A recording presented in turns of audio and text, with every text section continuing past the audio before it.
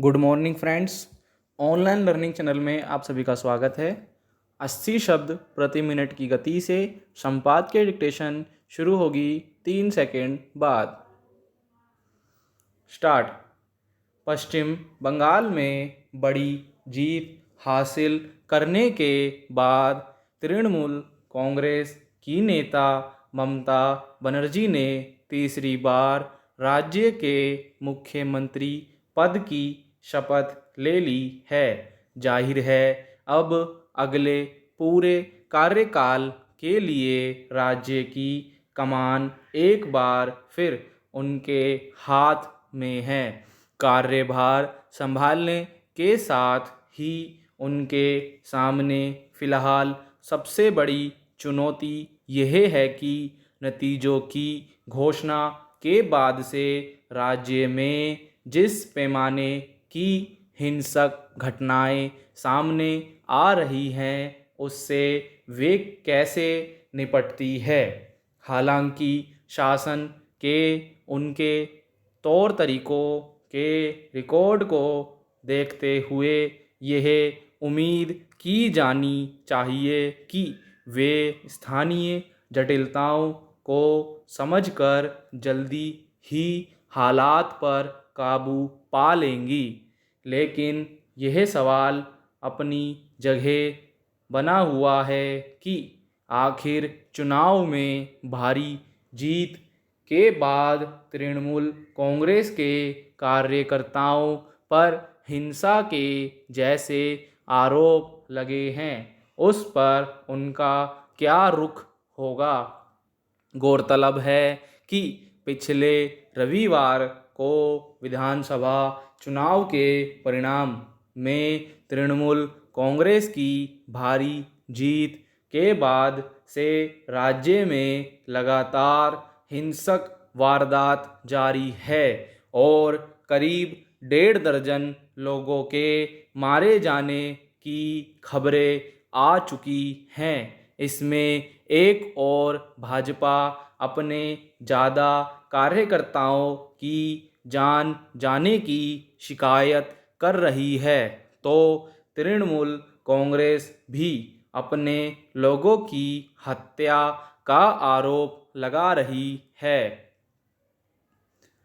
सवाल है कि नतीजों को सहजता से स्वीकार कर सभी पार्टियां अब आगे राज्य की बेहतरी के लिए कुछ करने के बजाय अपने कार्यकर्ताओं को हिंसक गतिविधियों शामिल होने से क्यों नहीं रोक पा रही है।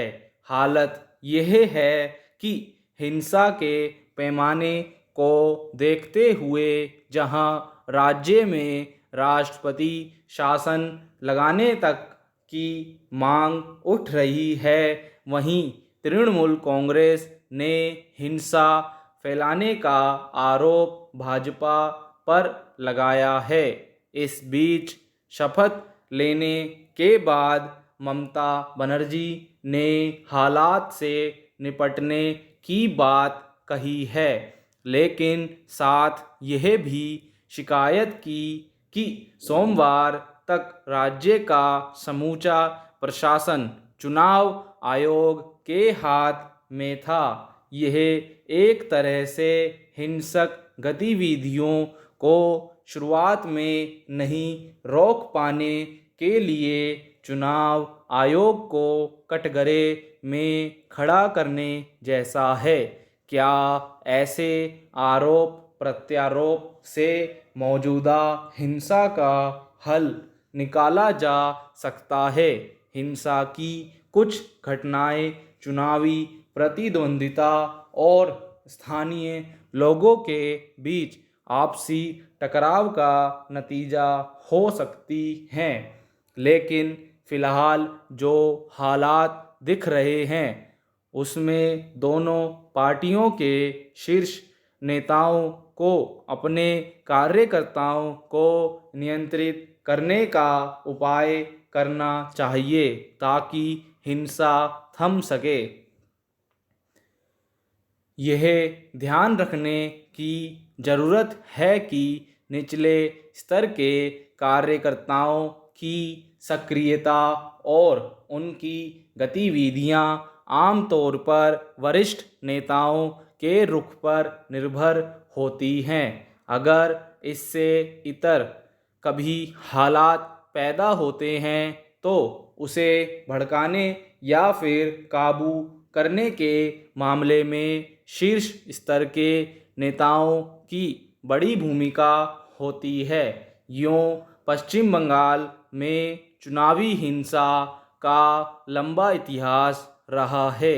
सत्ता में आने से पहले ममता बनर्जी वाम मोर्चे पर हिंसा का सहारा लेकर राज करने का आरोप लगाती थी, लेकिन तृणमूल कांग्रेस के सत्ता में आने के बाद इसी तरह के आरोप उस पर लगने लगे। कहा जा सकता है कि जब भी जिस पार्टी का किसी इलाके में वर्चस्व रहा, उसने हिंसा और ताकत के बल पर स्थानीय लोगों और उनकी आवाज़ को दबाने की कोशिश की। लेकिन बेमानी मसलों पर हिंसा का सिलसिला जारी रहते क्या लोकतंत्र को बचाया जा सकता है? ज़रूरत इस बात की है कि सत्ता के गणित से बेलगाम होने वाले राजनीतिक दल एक लोकतांत्रिक माहौल में राज्य के हित के लिए मिलकर काम करें। मौजूदा महामारी के दौर में पहले इस संकट से निपटना सबकी प्राथमिकता में शामिल होना चाहिए। आपको हमारी वीडियो कैसी लगी? कमेंट बॉक्स में अपने सुझाव ज़रूर दें। अगर आपने हमारा चैनल अभी तक सब्सक्राइब नहीं करा है तो चैनल सब्सक्राइब कर लें। PDF का लिंक दोस्तों आपको डिस्क्रिप्शन बॉक्स के अंदर मिल जाएगा। आप हमारे व्हाट्सएप ग्रुप और टेलीग्राम ग्रुप से भी जुड़कर PDF पा सकते हैं। धन्यवाद।